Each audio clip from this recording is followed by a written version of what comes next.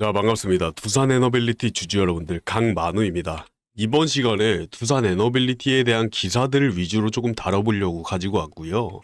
이번 6월에 있는 대선과 그리고 6월 선물 만기 옵션일 등등 해서 주가의 변동성이 굉장히 크게 나타날 거라고 예상을 하면서 여기에 갖가지 이슈들 제가 한번 설명해 드리는 시간 가져보도록 하겠습니다. 영상 시작 전에 구독과 좋아요 한 번씩 부탁드리면서 바로 들어가 보도록 하겠습니다. 먼저 첫 번째 기사부터 한번 보시면 두산 에너빌리티 실적은 좋은데 현금은 빨간불이다 라는 기사가 며칠 전에 한 3일 정도 전에 올라왔어요. 근데 이 기사를 외인들이 악재거리로 사용을 하면서 주가에 조정분을 줬습니다. 이게 차트를 보시면 확연하게 드러나 있는데 여기 박스권 먼저 한번 보시면 수급이 개인이랑 외인이랑 순환이 되고 있는 모습을 보실 수 있습니다. 여기에 대한 이유를 조금 말씀을 드려보자면 이 주가가 상승세를 보여줌과 동시에 여러분들이 분명히 던진 차익 실현 물량들이 여기에 발생을 하겠죠. 네, 이 물량들을 외인들이 다 받아주면서 주가가 올라왔으니까 여기에 대한 자금을 소모를 했고 이 자금을 분명히 회복하는 단계가 필요하다. 즉 외인들이 이용하는 공매도로 자금을 조금이라도 회복하려고 공매도 평단가 자체를 안정화시켜야 되는 타이밍이 분명히 필요하다라고 이해를 해 주시면 되겠고, 여기에 대차들을 한번 보시면 상환하는 수급이 훨씬 더 많은 거를 알 수가 있는데 이 평단가를 낮추는데 몇 가지 신호들이 여기에 포착이 됩니다. 즉 상승세가 줄어들고 이런 식으로 박스권이 생겨나면 딱 이때가 공매도의 평단가를 낮추는 타이밍이다라고 생각을 해 주시면 되고, 이게 어떤 식으로 나타나느냐, 이 박스권이 형성된 시점부터 대차와 매수세가 증가하는 모습을 보실 수 있을 겁니다. 이러한 차트의 흐름들을 알고 다시 기사로 넘어가 보겠습니다. 여기에 대한 내용들을 조금 살펴보면 두산 에너빌리티가 양호한 실적 흐름을 이어가고 있음에도 불구하고 이 관계사 대여금 증가나 운전자본 부담, 이런 게 증가함으로써 재무 건전성에 경고등이 켜졌다라는 기사인데, 지난해 수익성 높은 사업 포트폴리오를 바탕으로 매출과 영업이익 모두 견조한 성과를 기록했다. 하지만 대규모 프로젝트 지연, 자금 선지급 확대 등 이런 것들로 인해서 현금 흐름이 크게 저하됐다. 즉, 파이프라인을 늘려가면서 회사의 현금 흐름, 즉 자본들이 뻗어나가고 있다. 이게 안 좋은 얘기들로 들릴 수도 있지만 어떻게 보면 파이프라인을 늘려감으로써 회사 내 자체에서도 투자라고 보시면 될 것 같습니다. 네, 일종의 투자 개념이라고 보시면 되고 자기들의 파이를 키워간다라는 느낌으로 생각을 해주시면 돼요. 다시 이어가 보면 실적과 현금 흐름 사이의 괴리가 커지는 상황 속에서 파이를 늘려가고 있다. 그리고 향후 프로젝트 진행 속도와 부담 해소가 두산 에너빌리티 재무 구조 개선의 관건이 될 것으로 보인다. 네, 결국에 두산 에너빌리티가 여러 가지 수주들을 따내고 이런 수주들에 대한 기대치를 충족시키기 위해서 굉장히 많은 투자를 하고 있다는 말입니다, 여러분들. 자신들의 기업 가치를 꾸준하게 성장해 나간다. 이렇게 이해를 해주시면 되고, 아래쪽의 내용들을 더 이어가 보자면 한국 기업 평가에 따르면 두산에너빌리티는 양호한 실적을 보이고 있음에도 운전자본 부담으로 순차 입금이 크게 증가한 것으로 나타났다. 회사는 채산성이 높은 발전 기자재와 수의계약 EPC 물량의 매출이 발생하면서 지난해 매출액은 6조 3,203억 원, 매출액 6조가량 나타났고 영업이익률은 62%로 양호한 실적을 유지를 했다. 그 전까지 수주가 없었을 경우에는 이 충분한 수요에 맞게 공급을 할 수 있는 역량이 되었는데, 지금 수주가 터져 나오는 시점에서 여기에 맞는 공급을 정확하게 맞춰주기 위해서 현금을 많이 쏟아붓고 있다라는 말이 되겠습니다. 단기적인 입장으로 보자면 현금 흐름 자체가 많이 빠져나가고 있다라고 이해를 하실 수도 있지만 결국에 이 파이 자체를 키워나가는 일이다.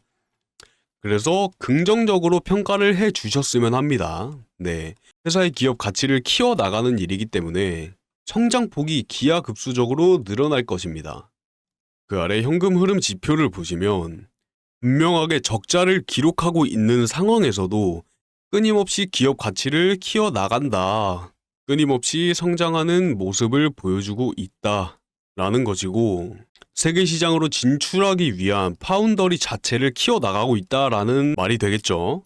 즉 가스터빈 공급 부족 현상이 심화됨에 따라 제조사에 대한 비용 선지급 부담도 있지만 이 자본들을 투자를 하면서 결국 선순환 구조를 만들어낸다라고 생각을 해주시면 되겠습니다. 그리고 다음 기사를 한번 보도록 하겠습니다. 원전에서 풍력까지 두산에너빌리티 빚보는 포트폴리오. 정권이 바뀔 때마다 달라지는 에너지 정책은 인프라 기업에게 기회이자 리스크이다. 이 가운데 두산에너빌리티는 원전과 재생에너지 전환이라는 두 축을 모두 겨냥한 전략 포트폴리오로 주목을 받고 있다. 라는 기사인데, 이 두산에너빌리티는 분명히 SMR 원전주다 라는 인식이 강하지만 두산에너빌리티 자체에서 풍력 그리고 가스터빈 등등 이런 에너지 정책 자체를 굉장히 많이 펼쳐나가고 있습니다.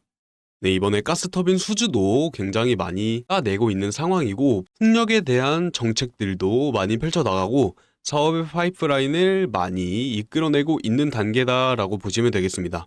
기업의 가치가 커지면 커질수록 SMR에 관련된 정책뿐만 아니라 SMR 외에도 여러 가지 에너지 정책, 방금 말씀드렸다시피 풍력이나 가스터빈 등등 많이 사업 자체를 확장하고 있다라는 말이 되겠는데, 보시면 수소터빈, 풍력, 전력기기 등 재생에너지 인프라 수요에도 대응할 수 있는 기술력을 갖추며 정권 교체와 무관한 실익 확보에 나서고 있다.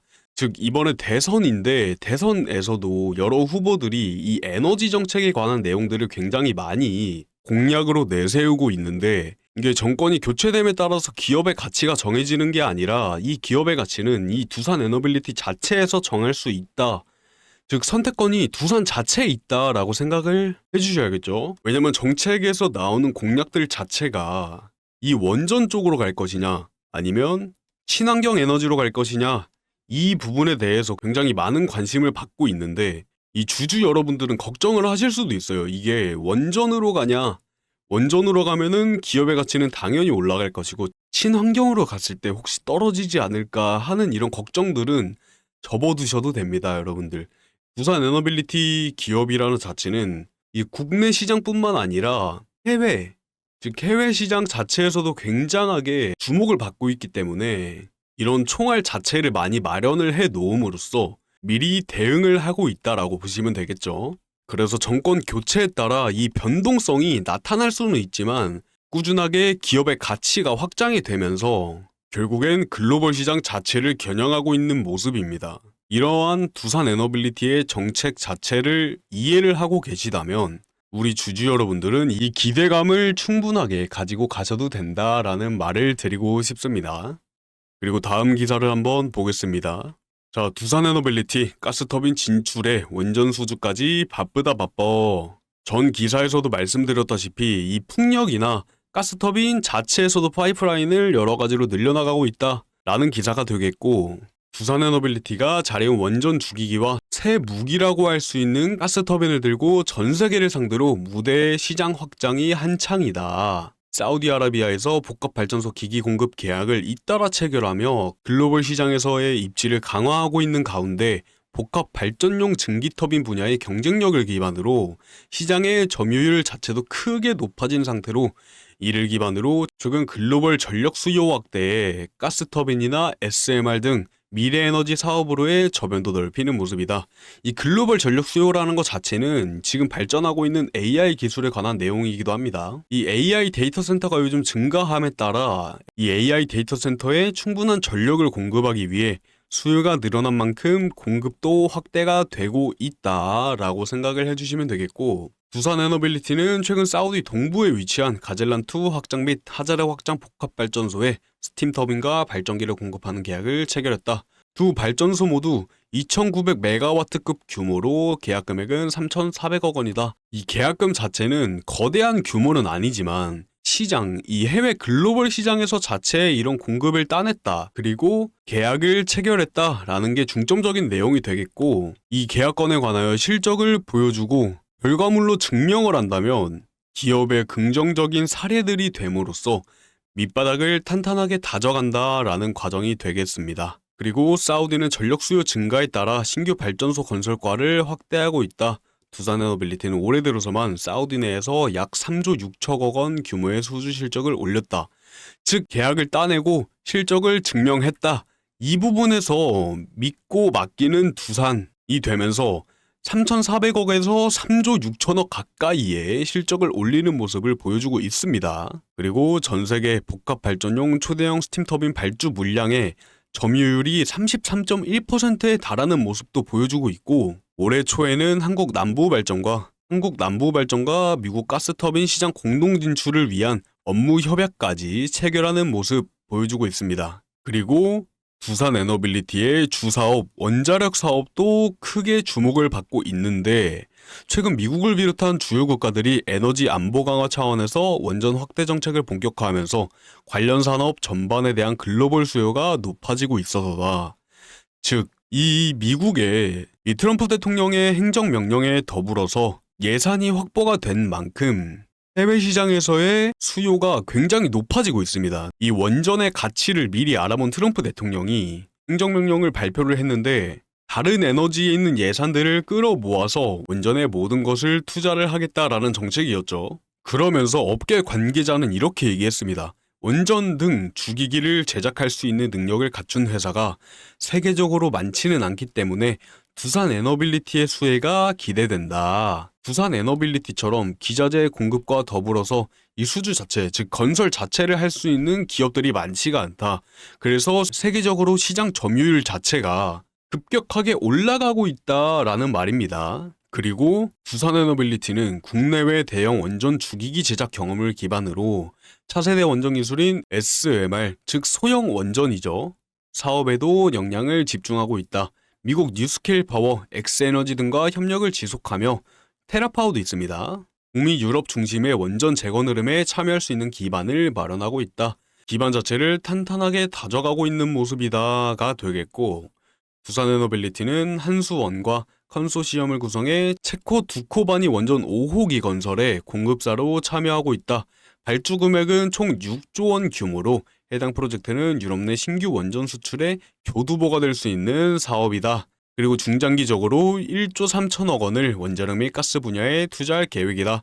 이렇게 기업 자체도 공급에 맞춰가기 위하여 투자를 계속해서 진행을 하고 있습니다. 그리고 SMR뿐만 아니라 가스터빈의 경우 연산 8기 규모로 생산 능력을 확대할 예정이며, SMR 분야도 글로벌 수주 가능성을 염두에 두고 기술력 확보와 협력 확대에 집중할 계획이다 라고 얘기를 하고 있습니다. 그리고 마지막 기사까지 한번 살펴보도록 하겠습니다. 서부발전과 두산에너빌리티 발전용 가스터빈에 대해 국산화 기술 협력을 진행 중에 있다라는 기사가 되겠고, 한국 서부발전이 두산에너빌리티와 발전용 가스터빈 국산화 과정에서 공동 개발한 특허 기술을 널리 활용하기 위해 협력한다고 밝혔습니다. 자, 서부발전은 21년 4월부터 23년 6월까지 가스터빈 연소기 핵심 제어 시스템에 관한 국산화 개발 연구과제를 수행을 해왔는데, 연구과제는 가스터빈 연소기 자동 제어 시스템 및 방법, 그리고 가스터빈 제어기 시스템 방법 등등을 특허 총 22건을 공동 출원하면서 가스터빈 제어 핵심 기술을 확보했다. 그리고 서부발전과 두산에너빌리티는 이 가스터빈 핵심 제어 시스템 국산화 개발 연구과제에 공동 성과물 기술 실시권 협약을 맺었고, 실시권은 권리자인 서부발전, 두산에너빌리티 허락을 받아 해당 특허 발명을 생산, 사용, 판매 등 실시할 수 있는 권리를 뜻한다. 즉 이게 무슨 말이냐? 이 협약 자체의 실시권은 서부발전과 두산에너빌리티 두 기업 자체가 특허 기술을 사업에 적극적으로 활용을 할 수 있도록 실시 권리를 허락해서 활용도를 높이자. 즉 윈윈, 서로 윈윈하는 관계를 만들어가자라는 내용의 협약이 되겠죠. 네, 양사 지분 비율은 역시나 5대5로 가져가도록 진행이 됐습니다. 그러면서 두 회사의 협력으로 국내 발전 설비의 안정성과 기술 자립 수준이 크게 높아질 것이다 라고 말을 하면서, 앞으로 전략기술 국산화와 고부가가치 기술 개발, 등등을 위한 협력을 확대하겠다라고 미래를 위한 우호적인 관계를 가져가겠다라는 말을 했습니다. 그리고 서부발전은 이에 협약으로 얻는 게 뭐냐, 즉 기술료 수익을 얻을 수 있고, 두산에너빌리티는 특허 기술 상용화와 사업화를 추진할 수 있는 발판을 마련했다라고 보시면 되겠습니다. 이렇게 앞서 말씀드린 것과 같이 이 두산에너빌리티라는 기업 자체는 밑바닥부터 차근차근 탄탄하게 올라 쌓아져 가고 있는 피라미드 같은 기업이다라고 봐주시면 되겠고, 조금 더 추가적으로 설명을 드려보자면 이 주요 사업인 이 SMR 사업과 더불어서 다른 에너지 사업들도 펼쳐나가고 있다. 주요 트리거로 작용한 데에는 다 이유가 있죠. 이 SMR에 대한 기대감 자체가 커지면서 트리거로 작용했다고 볼 수가 있겠고, 강점으로 따져보았을 때 일단 소형 원전 같은 경우는 비용이 엄청나게 절감이 된다. 그리고 지금 발생하고 있는 이 에너지 안보 이슈에 대해 대응이 강력하게 작용할 수 있다라고 볼 수 있겠죠. 사실 이런 트리거가 작용할 수 있던 이유는 뉴스케일 파워, 엑스에너지, 테라파워 이런 여러한 기관들과의 협력으로 인해서 발동하게 되었고, 이런 글로벌 시장 자체가 굉장히 선순환 구조를 만들어내고 있다라고 말씀을 드리면서, SMR 자체가 조금 차세대 원전으로 주목을 받고 있다 보니 두산에너빌리티가 이 분야에서 선도적인 역할을 하고 있습니다. 향후 글로벌 수주 확대가 예상이 되면서 기업 가치 상승에 중요한 요인이 되겠죠. 그리고 좀 더 말씀드리고 싶은 게, 이 글로벌 원전 산업이 다시 부활함에 따라서 뭐 유럽이나 미국권에서 이 에너지, 원자력 에너지 자체가 다시 주목을 받고 있다 보니 두산 에너빌리티가 체코 신규 원전 프로젝트를 비롯해서 다양한 해외 원전 산업에 적극적으로 참여하고 있다.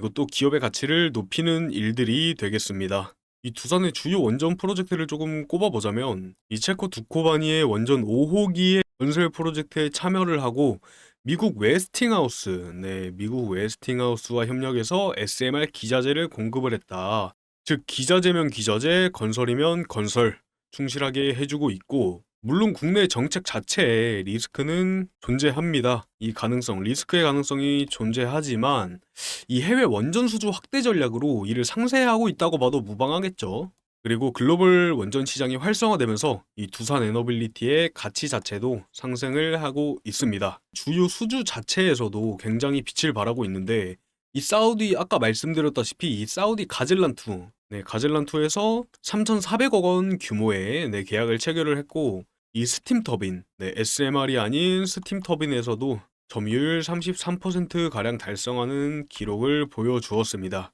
이에 따른 결과로 중동이나 유럽 이쪽 국가에 대한 추가 수주 가능성이 굉장히 높아졌다라고 보시면 되겠죠. 이런 대규모 해외 수주 자체가 안정적인 성장 기반을 마련하는 것에 되게 중요한 역할을 해주는데, 이 중동 시장이 가장 중요합니다. 이 중동 시장에서 입지는 사우디를 비롯해서 굉장히 추가 수주 가능성을 높여준다. 그리고 기업 가치 상승에 긍정적인 영향을 미칠 것으로 보여진다. 라는 결론을 내리면서 긍정적인 영향을 미칠 것입니다. 그리고 두산에서 밀고 있는 미래 에너지 사업 확대 정책도 빼놓을 수가 없겠죠. 가스터빈 연산 8기 규모로 생산 능력을 확대했다든지, 아까 말씀드린 풍력 발전기 국산화에 실증을 진행하고 있고, 수소 터빈이나 수소 혼소 기술 연구에 대해서 굉장히 집중을 하고 있습니다. 이런 전체적인 흐름을 알고 계신다라는 거는 오늘 영상을 굉장히 유의 깊게 봐주셨다는 얘기가 되겠고, 이쯤에서 구독과 좋아요 한 번씩 부탁드리겠습니다. 자, 두산 에너빌리티는 이러한 좀 다양하죠. 다양한 미래 에너지 사업을 통해서 지속적인 성장을 도모하고 있는데, 장기적으로 보자면 기업 가치 자체를 상승시킬 수 있는 중요한 견인 요소가 될 거라고 보고, 이런 기반들을 다져가야지만 해외 글로벌 시장에서도 입지를 충분하게 가져갈 수가 있습니다. 자, 이렇게 두산 에너빌리티에 대한 기업 전망에 대해 말씀을 조금 드렸는데, 이 부분들을 사실 정확하게 짚고 넘어가 보자면 이렇게 주가가 상승세를 보이고 있고 최고점을 찍은 시점에서 나의 투자 방향성을 어떤 식으로 잡아가야 되는지 굉장히 중요하게 작용할 요소죠. 이러한 흐름 자체를 알고 계신 주주 여러분들이라면 좋아요 꼭 좀 한 번씩 눌러주시고 댓글로 파이팅이라고도 한번 부탁드리겠습니다. 네, 이렇게 오늘 영상 여기서 마치도록 하고, 그리고 이번에 대선이 끝난 이후에 국내 정책 변화로 인해 어떤 식으로 주가가 흘러갈지에 대해서도 한번 말씀을 드려보고, 우리 투자자분들이 이제 앞으로 방향성 자체를 어떤 식으로 끌어가야 되냐, 어떤 식으로 잡아가야 되냐, 이 부분에 대해서도 상세하게 말씀 한번 드려볼 테니 구독과 좋아요 한 번씩 꼭 좀 부탁드리겠습니다. 그리고 시간적 여유가 되시는 분들은 댓글로 파이팅이라고 적어주시면 제가 영상 제작하는데 너무나 많은 힘이 됩니다. 자, 그러면 다음 영상으로 돌아오겠습니다. 감사합니다. 강만우였습니다.